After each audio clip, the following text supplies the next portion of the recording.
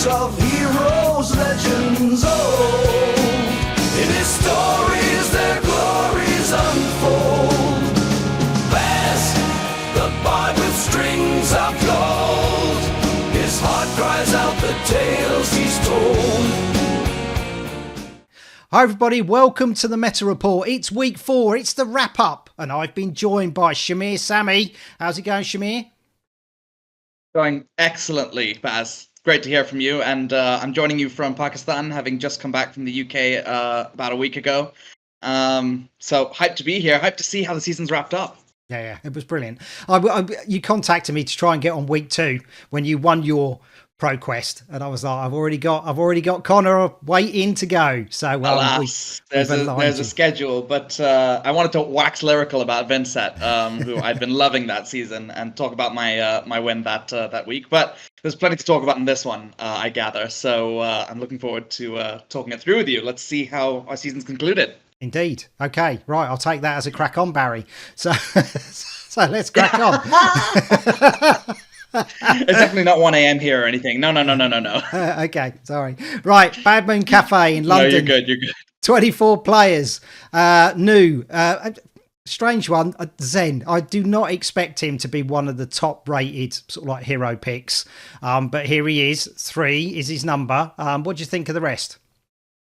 You know, just on the topic of Zen has really come around in the last couple of weeks. I think people have really reevaluated what the deck is doing now, thinking of it less as like a pure aggro deck, like aggro combo, and actually much more as a deck that can pivot between these very aggressive starts and lots of blocking and very mid-rangey kind of strategies.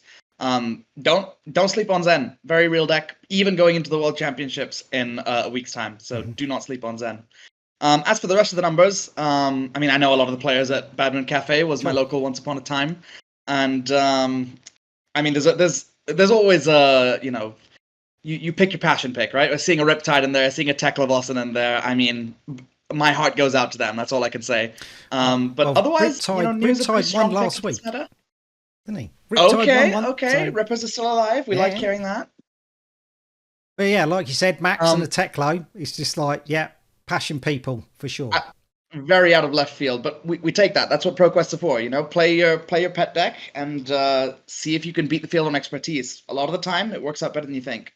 Okay. Right, so let's crack on into the top 4. Finley Shepherd, we've seen quite a lot with Bolton. He's won a battle-hardened Liverpool finalist. Sorry, he was. He lost to Rob Catton's debut of Prism. Samuel Thomas, he's got 2 skirmishes under his belt and he's playing Aurora. Conrad Pazuski, I hope I said your name right. He's also on Bolton, and Callum Young on Zen. And you said don't sleep on Zen. It seems that some people did, and he's got into the top 4. Yeah, he's doing just fine. It is a big surprise to see 2 Boltons doing well into this field, especially with so much new running around. The new matchup isn't like horrendous for Bolton, but it's not exactly great either. And the rest of the field, I mean, the Boltons are happy that only one Enigma showed up. I'll put it that way.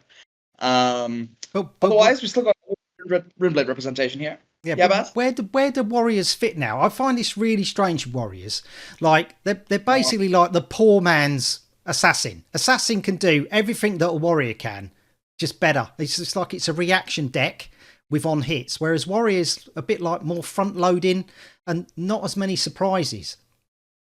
Yeah, I think Warrior needs to find its new identity a little bit. I mean, I often say that Bolton feels less like a Warrior and more like a Runeblade myself anyway, because he's not really got the same focus on kind of cards that are associated with his weapon outside of Lumina Ascension, of course.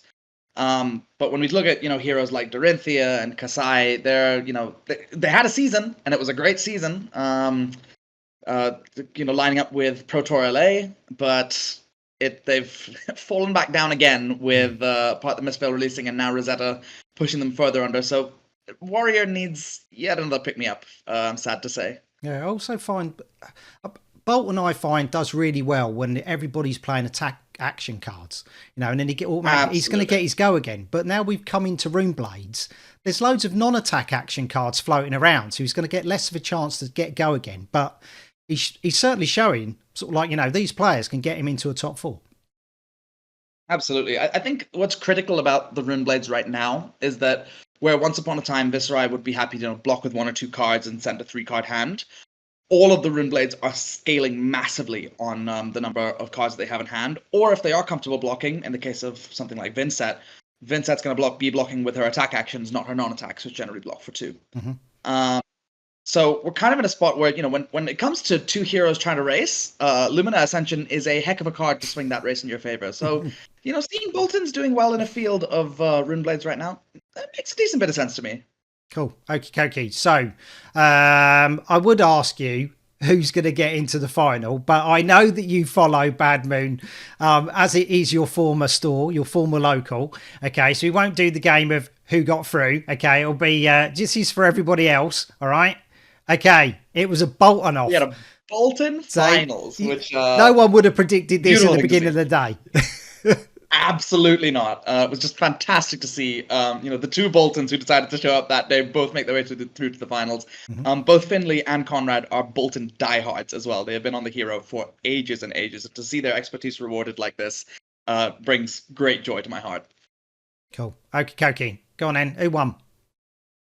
It was Conrad, and it's Conrad's first PQ win as far as I'm aware. So I'm looking forward to seeing him on the Pro Tour in London very soon. Congratulations, Conrad. I'll see you soon, dude. Brilliant. Okay. And just to show it, the gold foil was Null Runed Robe. So that's not a bad pick. That's a good pick. And Steve, not bad at all. Steve Broder, the judge, also gave him a Helm of Hale's Grace from his judge pack. So nice one, Steve. Thank you very much. Ooh, yeah, that's a pretty good one as well. As far as the Bolton equipment goes, that is a really strong pick. Nice. Okie dokie. Right. Middlesbrough time. Rising Phoenix Games in Middlesbrough. 33 players. What an event. Absolutely fantastic. 5 Florians, 4 Auroras. This is like Runeblade country, it seems. But Max has still shown up. That's probably Ginger Billy's playing Max. He likes a bit of Max up there. So what do you think of this one if you were playing Vincent? Oof, this is an interesting field for Vincent for sure. I see 3 Azaleas as Vincent, and I am very, very happy. But admittedly, I think one of the 2 matchups which I was really excited to take Vincent into this season were Azalea and Enigma. So seeing just 4 out of 33 kind of makes me go. Then again, I think your Florian matchup is pretty strong. Your Aurora matchup is pretty good. Your KO matchup is quite strong. The decks that worry me in here, Verdance can be a little bit tricky. Obviously, Viscera, I think Viscera is one of the best decks in the season, just in the format right now. He's put up massive results, as we've seen, and is a front runner going into the World Championships. But it's a really interesting metagame to see for sure. I'm surprised so many people are down on Enigma these days, considering, it wasn't long ago that you took down the Calling Leon. Well, we've seen, exactly, but that's Pablo showing you how he's played, isn't it? That's true. That's a Pablo moment. But we have seen that sort of like Enigma and Aurora have been sharing honours pretty much each week. They've been sort of like each one sort of like pipping the other, but it has been pretty much a race between those 2 heroes. So it's nice to see people sort of like straying away from what you would say is the main. But let's get into the top 4. So Athena Halkia on Aurora. I've got no information on Athena, but she does make quite a few top 4s, especially at Rising Phoenix. Adam Collins on Viserai. Calling Liverpool Commoner winner and an RTN winner. Rob Catton, World San Jose top 8. Battle Hardened Liverpool winner, 2 Pro Quests and 4 skirmishes. And Anya North on Azalea. And I don't know Anya, so I've got no information on her. So what do you think of these matchups? Well, it's Runeblade fall, as they say. It's Runeblade autumn. Here we are. As Azalea, looking at the rest of this top 4, you are just feasting. Although I will say that the Aurora matchup is, it's a little bit closer than it might seem at first. You might think, oh, they're go wide aggro deck, but they're go wide aggro deck with lots of instants in it sometimes as well, not a ton of action. So sometimes you shoot your red in the ledger and they go, okay, Electrostatic Discharge, you strike for 10, and you go, oh, well, that wasn't great. My bet would be on Anya here. Rob is, of course, an absolutely fantastic player. Just in terms of a player with pedigree, I wouldn't be surprised to see Rob take this one down either. For me, the deck of the season is Viserai. So, I think any of these 4 have a really good chance, but I would not be surprised to see let's go with a Viserai versus Azalea finals. Viserai Azalea. Okay. 1 out of 2 ain't bad. Okay. But We got the vis. semis don't count, all right? Okay, but I would say True. Rob was on Dash last week. He was playing Aurora sort of like for the first 2 weeks of ProQuest, switched to Dash for the week 3, got into the final in Void Games, and then he's gone straight back to Aurora again. So maybe he took both decks and then decided he wasn't, he didn't fancy it. Might have been a better pick for the room, considering the amount of Earth heroes that are around in there, which Dash.io sometimes looks at and gets a little bit antsy about. And Aurora is still a very, very strong pick, no doubt. So Viserai versus Aurora. This is the tough one. I mean, it's a pretty close matchup to begin with. I think generally I would say that Viserai has the slight edge, but Aurora gets the upside of being able to play 3 Warmonger's Diplomacy that barely disrupt her and can significantly hit the Viserai. I think this is a moment where I'm going to bet on the player, and I mean, Rob Catton needs no further introduction than what we've given already. I'm going to say this one went to Rob. Let's have a look. It did go to Rob. Good pick. So that's Rob's second ProQuest win. Obviously, you can only take 1 invite on and through, so that would have gone to Adam. So Adam, well done. Okay, fantastic. Good to Well see them done. both making it there. Yeah, indeed. There was no gold foil opened. Rob likes to keep his sealed. Yeah, I've got no information about that one. Come on, gamble in this season. The sealed market is terrible. I'm telling you. I see you talk to the Viserai player saying gamble, open it, and we showed the video, so that was really good. I had to I had to block out your final comment. True, I suppose you will have done. I got pretty excited there chatting with Ember, a good friend of mine, saying, and I'd been egging them on for like 5-10 minutes, like, sealed market is down so much. There are so many good hits in the set, and what do they open? Death Dealer, of course. Yeah, good for her. Absolutely brilliant.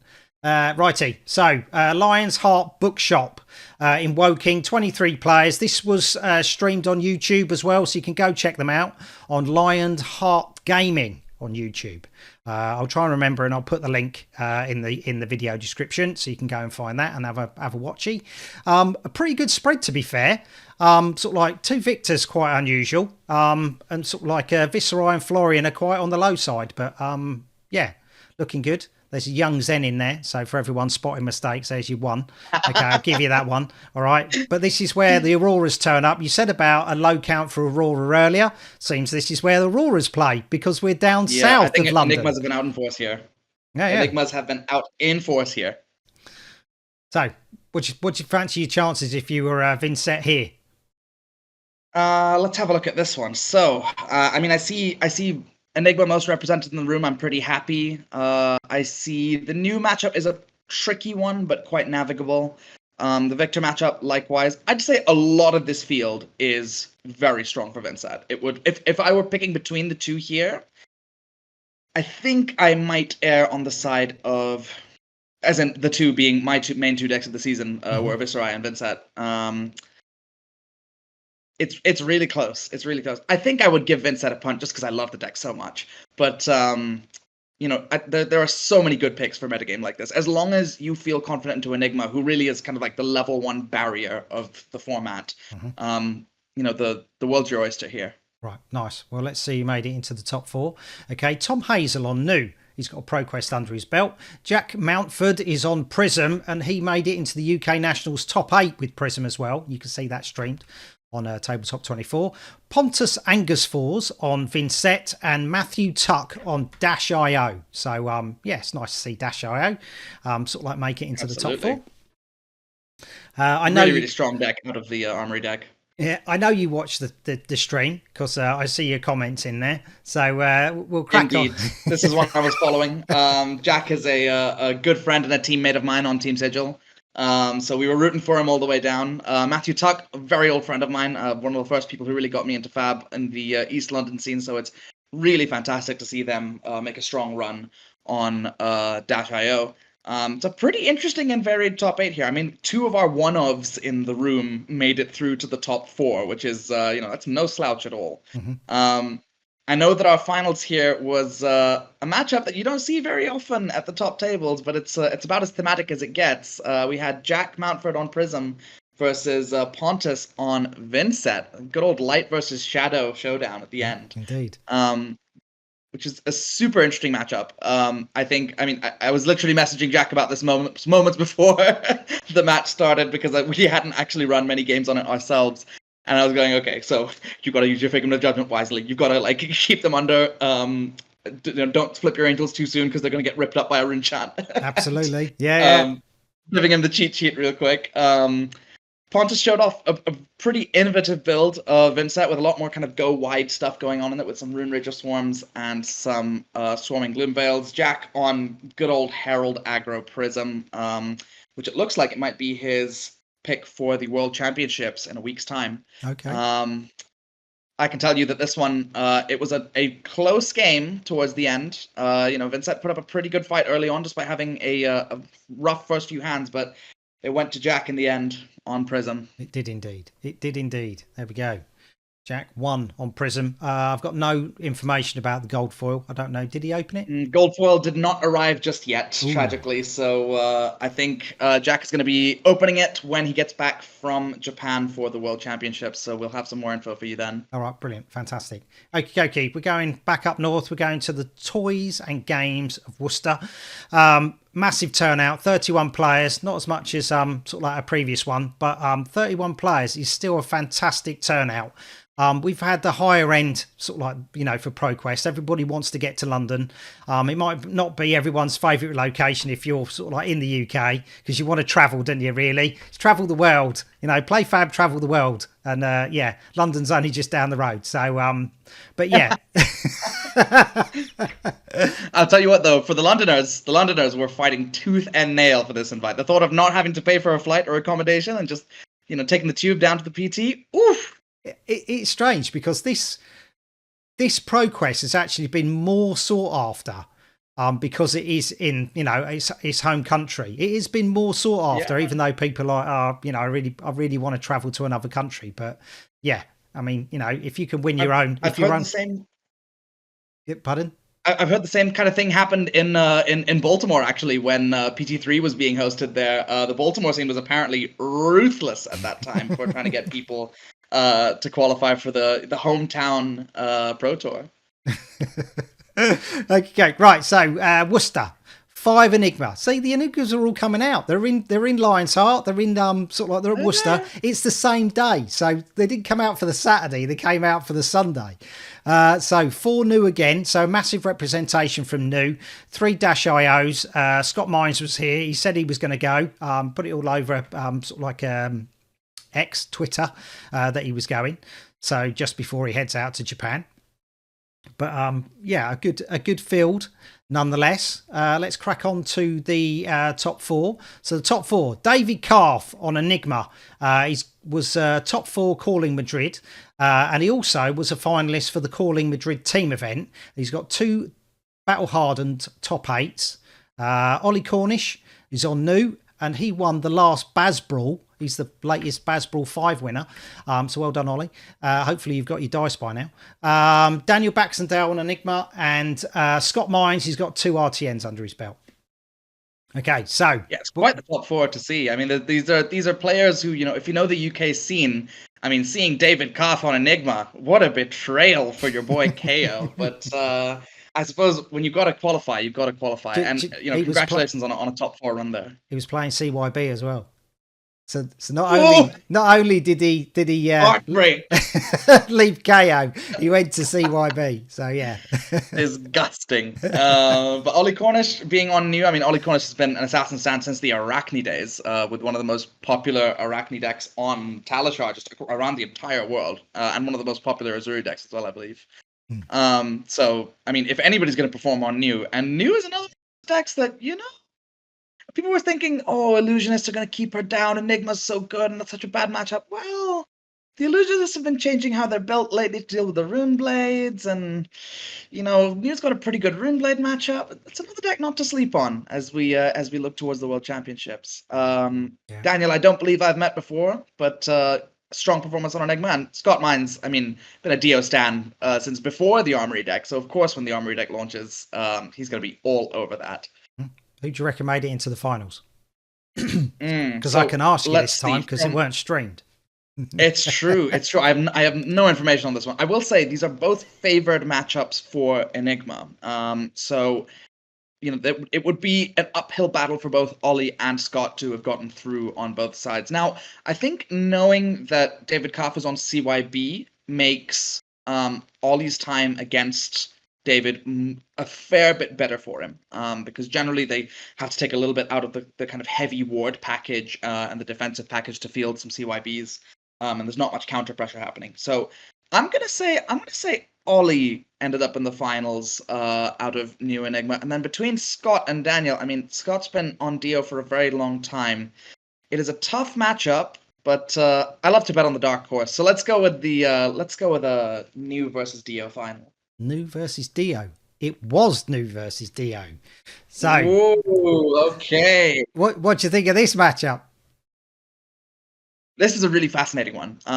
So way back in national seasons over the summer, when my teammates were playing Dash and Venture Extraordinaire, they were finding the new matchup absolutely miserable. Dash IE is a little bit different, because despite the fact that she's kind of burning through her deck a little bit quicker, she also has higher kind of spike damage output, and New, despite being an assassin, is a really aggressive assassin. She doesn't actually like blocking all that much. Now, I say that. I know Ollie Cornish is more on the defensive side of the assassin deck builders out there. So I think my gut says that Ollie would have taken this one down on New with the ability to just keep Scott suppressed enough to run him out of fuel by the end of the game. Yeah. There we go. You're showing how well you know the player. Ollie Cornish did take it. Gold foil Searing Emberblade was his card that he picked. So, tasty. Yeah. Not bad. Well, maybe once upon a time. Fi support someday. Someday Fi stands. Look, we're going to every area again. Volcor will come around again, and Searing Emberblade will show its form. True. Right. Let's wait till Thursday. We've our bets on the next region's Volcor. There we go. We know it's not Seoul because we've already been told by James White we're not going there until 2026. So yeah, it could well be. As it breaks my heart. And yeah, they keep printing sort of like draconic illusionist cards. So yeah, we need another illusionist. Fi needs a bump, and Lord knows that Drum Eye stands out there are out there floundering, looking for their next dragon to chase. So yeah, exactly. I think we're going to be back in Volcor pretty soon. Yeah. Right. Dark Star Gaming in Plymouth. So right on the southwest coast. This is where Azaleas live, apparently. Again, Sunday, Enigma comes out in force. This is crazy. Like Saturdays, hardly any Enigmas. Mad. They all come out for Sunday. Right. So what do you think of this one? It's a really interesting room to look at. So Azalea, I mean, she's been kind of a mainstay tier 1 deck pretty much since Outsiders has released. She's like really held her own for a very long time.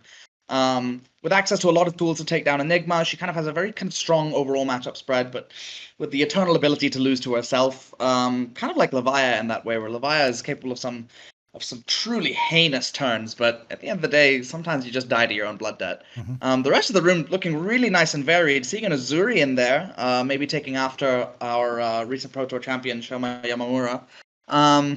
It's a pretty interesting field. There's a conspicuous lack of Runeblade here between just Aurora and a single Florian for a very popular season for Runeblade.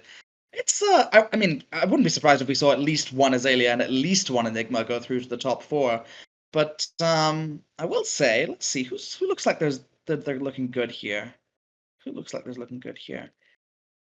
I mean, it could be Levia with a good run, having a strong time against both Azalea and Enigma. Florian's gonna have a tough time. I think my bet's gonna be on, let's say, one Azalea, one Enigma. I think that Aurora is feasting, and a Levia, because we want to root for Levia today. You're pretty good at this. We shall see. Okie dokie. I can confirm that Levia made it into the top 8 with James Adams on Levia. He's been playing Levia for ages. He's doing very well in Baz Brawl 6 for sure. I can say that.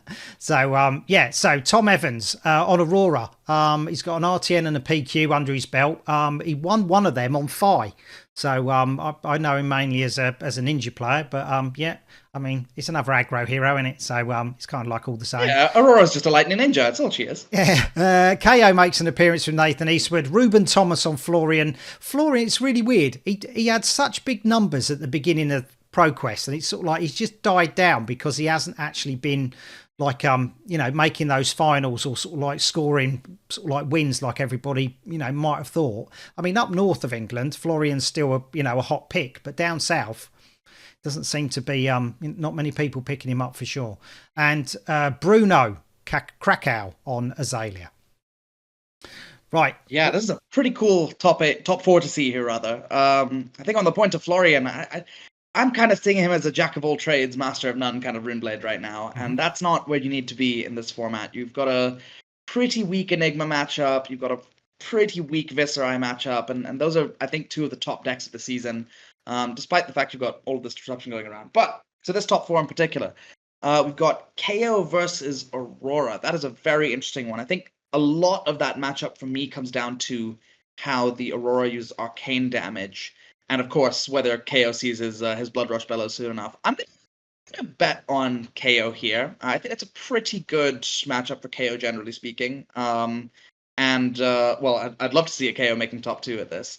As for Azalea versus Florian, this is an interesting one. Florian is usually, if he's quite defensively built, has a pretty confident Azalea matchup, but Azalea's got a heck of a power ceiling herself, and Bruno is no slouch as a player. Mm-hmm. I think just on how I feel the matchups generally go, I'm going to go with Nathan versus Ruben, KO versus Florian in the finals here. So close. You said Bruno was such a good Azalea player. Righty. KO versus Azalea. What do you think of this? This is quite a, sort of like a, we've seen this matchup a lot. We saw this a ton through Heavy Hitter season and through Mistveil season as well. I mean, KO it was kind of the marquee deck of Heavy Hitter season, and it fell off a little bit once Mistveil came out, but was still a pretty reasonable pick. This one, I think we're generally under the impression is KO favored at this point, not by very much though. And you know what? If Bruno was on a tear, taking down an unfavored matchup in the top 4, I'm going to say that he kept the fire lit and took it down in the finals as well. So my bet's on Bruno here. Bruno, it was. Well done, Bruno. I finally can say that you've won an event because he's made so many top 4s. He's made so many finals. It was just like, holy shit, he's won one. Awesome. Well done. So yeah, Pro Tour invite. Formidable player and a wonderful person. I really look forward to seeing Bruno in London for the Pro Tour. Yeah, the thing is, Bruno's sort of like, he's got Francesco there, he's got Sean there, Jack Raven, he's got all these players from the south that he sort of like has to beat and to get through to the final. So I'm so glad that you've won one, mate. Well done indeed. Fistful of Dice in Portsmouth, only 11 players for this one, quite a small affair. Seems that all the Viserai players love going to Portsmouth, so not bad. 5 Rune Blades here, and a Dory and a Rhinar show up. A Rhinar, I mean, I admire that Rhinar, but in the face of 5 Rune Blades, not having a great time, generally speaking. This is a pretty interesting one. I think the best deck in the room here looks like Azalea to me. But, I mean, you can't really count out Viserai, who's capable of just some ridiculously high arcane damage turn these days. If Aurora pulls off her 1-2 card combo of Arc Lightning and Flicker Wisp, then, she can really put the hurt on. I'd love to root for Vincent here. I'd love to see a Vincent in top 4. That would make my day. I think we're pretty likely to see... You know what? I'm gonna say 1 Vis, 2 Azalea, and then who's my last one? Is the Riptide doing so bad? Let's say the Riptide. Okay. Because say 1 out of 4 there, mate. So 2 Viserai. A day for me. Emlyn Ingram, Viserai. He won ProQuest London at Darksphere on Viserai. At Darksphere, yeah. Yeah. Joe Wetter on Viserai. He got to the final last week. I want to say, I can't remember where it was, but he made a final. He made a final versus Sean Nolden. I know that. He's also a good Viserai player. Sophie Thorne on Dorinthia, and Connor O'Sullivan on Prism. He's won a ProQuest. I mean, Joe is you say he's a good player. He's also been a Viserai stan since the very beginning. So I am not surprised to see both him and Emlyn, who are running a very similar, if not the same list, I believe. They were running basically the same list at Darksphere. To see them both, I mean, paired again in top 4. This is actually the second time they've been paired in top 4. Okay. Which is really funny. It's whoever goes off first, isn't it? It's like whoever can get an insane turn. It's like, see you later. It's kind of like that, unfortunately. I think the Viserai mirror is... I wish there was more nuance to it than that, but it's who's going to see their power cards, who pulls off a stronger Mordred turn, who bricks and who doesn't. So it could go either way, but we'll definitely have a Vis in the finals, I suppose. Between Dorinthia and Prism, I will say, Dorinthia, not a deck known for playing many 6-power attacks that can pop Phantasm. So unless she had Prism on her radar for a very particular reason, I'm going to say we're looking at a Viserai versus Prism finals. Okay. It was indeed. But we also previously we talked about sort of like Warrior. Needs a bit of a leg up. So please, let's bring Dory back. So Joe, give me back Kasai. No, we've had Kasai. We need Dory back. I need Kasai. Joe versus Connor. Viserai versus Prism. Where are you going on this one? This one, I mean, we've been testing it internally as well, and Prism does not like seeing this matchup. She really has to be going second, which already is an uncomfortable position because Viserai loves going first, and she has to just keep the smack on with her heralds like every turn. If she ever kind of slips up a little bit, or if she gets popped by one of Viserai's kind of, I mean, usually he's playing at least 6 poppers these days. It's a bad time for her, so I'm going to say Joe more than likely took this one down. He did take it down. He did indeed. I don't know what he pulled for his gold foil. I don't know what was opened. But Joe, if you put in the comments what you opened, or maybe it's not opened. All right. But anyway, well done. Well done indeed. Congratulations, dude. Looking forward to seeing you. I say I didn't know.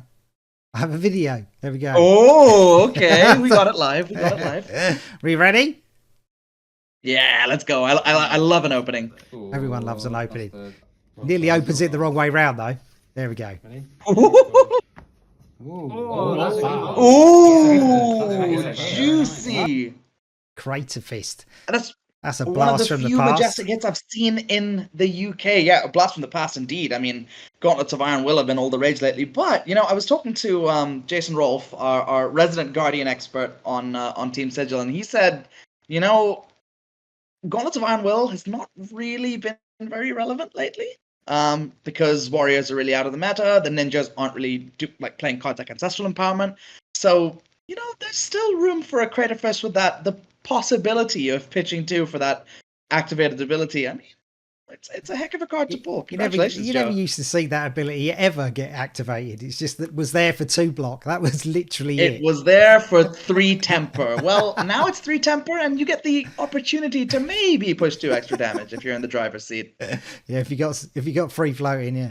Right, okay. That was it for the for Classic Constructed. Okay, so congratulations to everyone who made it through with the PTI win under their belt for Classic Constructed format, and we've got one more draft to go. Excelsior Gaming, 30 players for draft. Oh my god, we have not seen this level of people turning out for draft. Excelsior Comics has got a new venue. I would assume it's a bigger venue now that they can seat 30. But flipping heck, well done indeed. But this is the top 8 draft. 5 Florian and 1 Verdant, 6 Earth Heroes. It's just crazy. I mean, if it's not a Lightning final, I'm worried. I'll put it that way. But on the topic of this being such a popular ProQuest, I mean, I think Rosetta is a triumph of a draft format. So really, if you have not drafted Rosetta yet, if it's your first time drafting Fab, this is one of the best ways to get into draft right now because it's such a deep format. There's so many different ways to build each of the 4 heroes.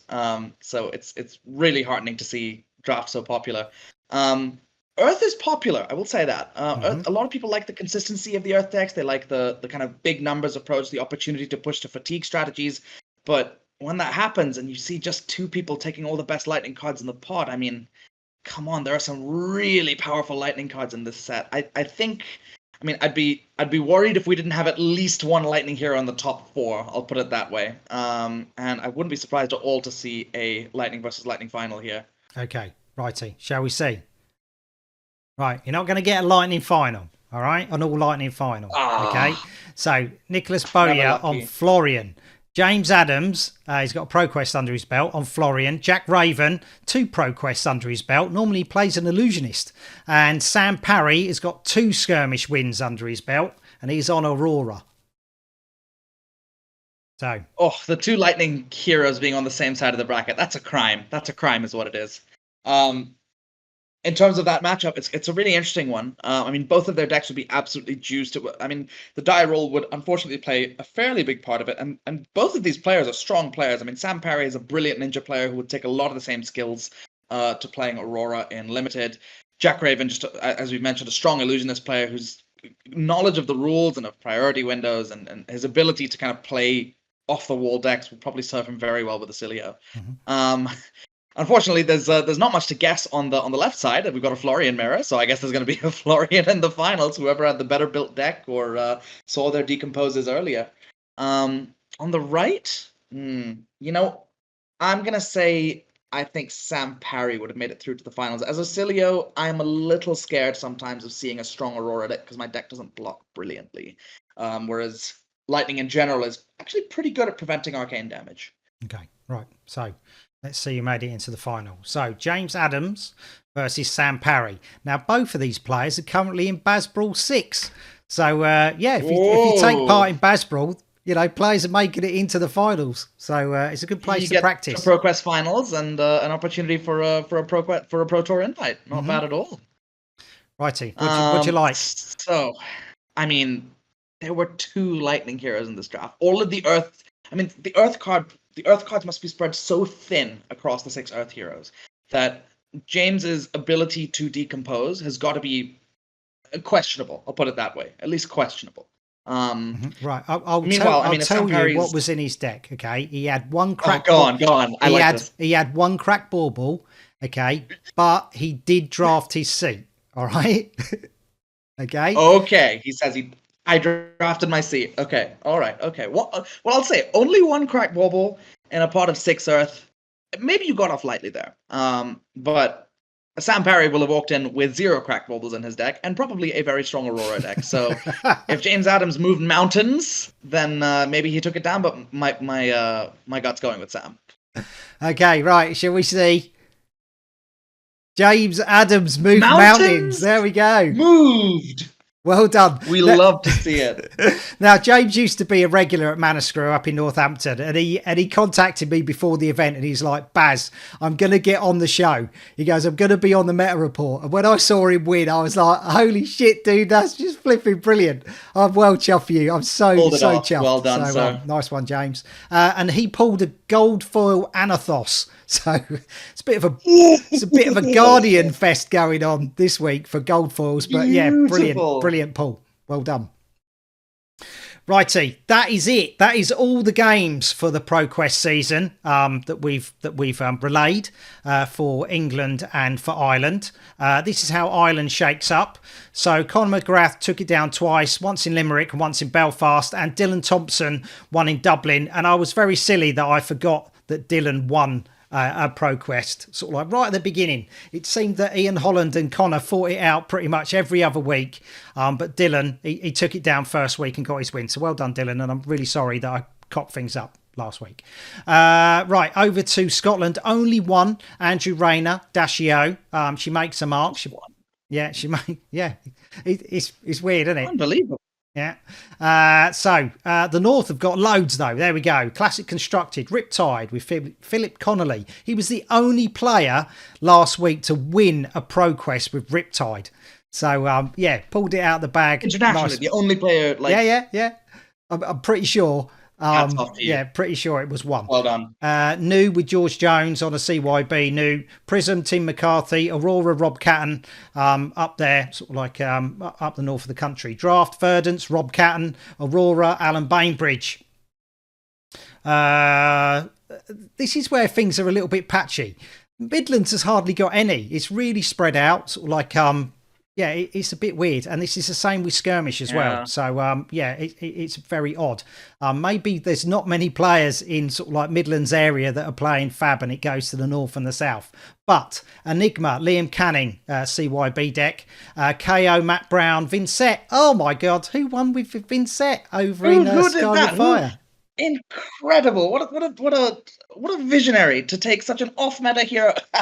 No, Vincent was the pick for that field. In fact, the story goes, I was walking in there going, okay, I need to take Viscerai. Viscerai is the most competitive deck I have right now. I walked in and I see 2 Azaleas and 2 Enigmas and go, wait, no, I'm playing the wrong deck, and it's just a Vincent. Literally the last person writing up my Vincent deck list, and was rewarded for that decision like 5 times over the day. So taking one for my girl on a build which we've worked very hard on. I'm really, really proud of. Nice, well done, dude.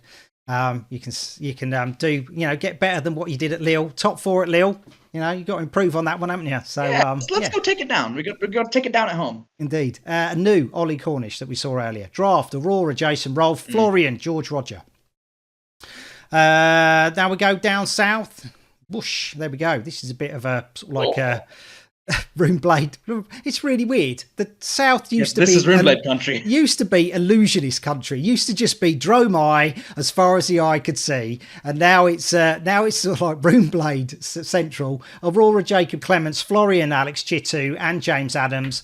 Classic Constructed, Azalea, Bruno Krakow, Enigma, Jamie Faulkner, Prism, Jack Mountford, Viscerai, Sean Nolden, and Joe Wetter. Well done to you all for winning a PTI. And getting those all important gold foils as well. It's brilliant. Absolutely brilliant. Really, really chuffed for all of you.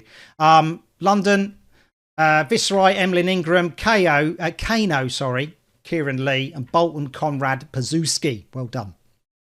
Okay, but events just keep coming on. It never stops. This is Skirmish 10. These are all the events I'm covering.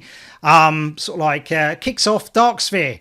Normally, sort of like London waits until like at least week 2, but not week 1 this time. Yeah, indeed. The orange one that you can see, Thistle Tavern, Games Hub, Andrew Rayner's new shop. He's doing sealed, so that's why it's a different colour. Everything else in green is Living Legend format. It's back. You can't play Verdance with the dirty Aether Kraken's Vein. You can play Verdance, just don't register Kraken's Aether Vein. Yeah, Kraken's Aether Vein, that was it. Yeah, you can't play that. That's banned. But yeah, good luck to everybody. I'm really interested to see where Living Legend will go now. Now they've sort of like, knocked that on the head. I hope it stays popular. I mean, we're going to see a little of the Living Legend format on Thursday with the Team Cup being played across with the top 3 players from each country around the world for Flesh and Blood. It's a team Living Legend format, so we get to see 3 different Living Legend decks on each side of the table. And I mean, the meta's at an interesting spot right now. Chain. I mean, the Runeblades, unsurprisingly, have had a massive upgrade with Rosetta. And Chain is not the Chain that you remember. Maybe I'll put it that way. Chain is looking pretty different post Rosetta. So it's going to be really exciting to see how the format looks. Blitz is even an interesting spot. Dated Alts Tier 1. What? Oh, it's about time. It's about time. Right. About time indeed. So go take part in Skirmish, okay? But Shahmir, thank you so much for reaching out and coming on. It's been a pleasure having you all the way from Pakistan. So the connection's pretty good. So it's cool. Yeah, we managed it today. I think it helps that there's nobody awake at this time except me. Fair enough. Everyone who's given me information: Ewan from Income Gaming, Steve Senbroda, Cole Flaxis, Korvac, Tobias, and Coast Wizard for all your information. Thank you. Patrons, all my patrons, I can't do it without you. You've allowed me to travel up and down the country and record the games. And if you're a patron, you get 10% off Flesh and Blood tokens from Buy the Same Token, Thistle Tavern singles, Flesh and Blood singles, your monthly patron subscription basically comes back to you in quarterly amounts as a discount code for PCG. So if you join the £5 patron, basically you'll get a £15 discount code. I'll tell you when it's there, and then you can contact Ollie Wing, and he'll give you the code. All right. So well worth doing if you want it graded. 10% off coaching from Shahmir. You've coached quite a few people now, sort of like some Irish players. I've heard that sort of like Ian Holland has been. I've been working with Ian Holland pretty recently, and he came second twice to Conor McGrath, which means he locked up his invite, even though he didn't take down a win. So I'm thrilled to see. I'm really looking forward to seeing him in PT London. I mean, if you're looking to up your game, I've worked with everybody from very beginners to people who are, just trying to get that seat on the Pro Tour, or even take down the whole Pro Tour itself. So I've worked across the board. I've got lots of testimonials, and 10% off if you're a patron of Baz. I would say it's not just the gaming side, it's the mental side. Ian put this on his Twitter post that you helped him out mentally on how to prepare and how to sort of like get through the rounds. So it's not just it's not just gaming, it's the whole shebang. And that's honestly my strength as a coach, because I've been doing performance across my life, both as a professional musician, and now as a card gamer. Like I've worked out a lot of strategies, mental approaches, and coping strategies for helping you play your best and feel your best while you're playing. So we're having a good time and doing the best that we can, and getting some results along the way. Yeah, indeed. So well done, mate. Must be nice when you give someone some coaching tips and you see their name come up. It's brilliant. I love seeing a client win. It's my favorite thing. Brilliant. Everybody else, enjoy Worlds. Who is going to be your pick to win? I think Nu's going to win, to be fair. I absolutely detest playing Nu's against going to win? Yeah, I do. I think she's got just enough annoyance and on hit. I just think she'll take it. So I think the vanilla pick is Viserai. I think Viserai has one of the highest power ceilings of like any deck in the format right now, and I wouldn't be surprised to see a pretty strong representation at the event, a decent conversion into day 2 and top 8. The spicy picks are, I think Nu is a pretty good spicy pick. I think she is quite slept on right now. I think for me the other spicy pick is Zen. So I think any of those 3 are my top pick. If I was feeling I wanted a safe bet, I'd go for the Vis. And I think considering I've got a teammate, Alex Kitsu, who's taking Viserai top of his game, feeling really well prepared on both draft and CC, he's my pick to take the whole thing down. But if we want spicy decks, I'd love to see a Nu take it down personally. Yeah, I think she's got her on hits, and you can. I just hate playing her.